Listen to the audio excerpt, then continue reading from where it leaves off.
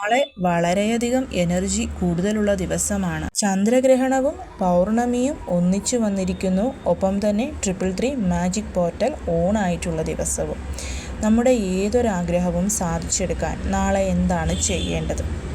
നാളെ രാവിലെ ബ്രഹ്മമുഹൂർത്തത്തിൽ വരുന്ന 3 മുതൽ 3:59 എന്നുള്ള സമയമോ അല്ലെങ്കിൽ ഉച്ച കഴിഞ്ഞ് വരുന്ന 3 മുതൽ 3:59 എന്നുള്ള സമയമോ.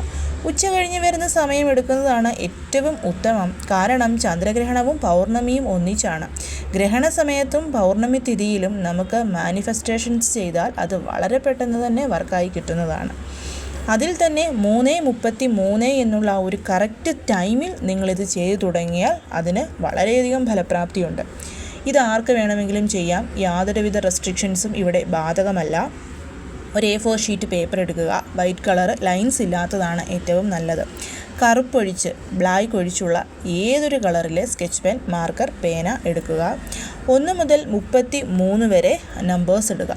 അതിനുശേഷം നിങ്ങളുടെ ഒരേ ഒരു ആഗ്രഹം, താങ്ക് യു യൂണിവേഴ്സ്, ഞാൻ ആഗ്രഹിച്ച കാര്യം എനിക്ക് കിട്ടി. നന്ദിയുണ്ട് പ്രപഞ്ചമേ, ഞാൻ ആഗ്രഹിച്ച കാര്യം എനിക്ക് കിട്ടി എന്ന് എഴുതുക. ഞാൻ ആഗ്രഹിച്ച കാര്യം എന്നുള്ള സ്ഥലത്ത് നിങ്ങളുടെ ആഗ്രഹം, ജോലി, വിവാഹം, ആരോഗ്യം, റിലേഷൻഷിപ്പ്, ഇഷ്ടപ്പെട്ട വ്യക്തി നമ്മളിലോട്ട് തിരിച്ചു വരിക, അതേപോലെ തന്നെ യാത്ര പോകുക, വാഹനം മേടിക്കുക, ഒരു എമൗണ്ട് വരിക, ലോൺ കിട്ടുക, എന്തുമായിക്കൊള്ളട്ടെ ആ ഒരു ആഗ്രഹം 33 പ്രാവശ്യം എഴുതുക.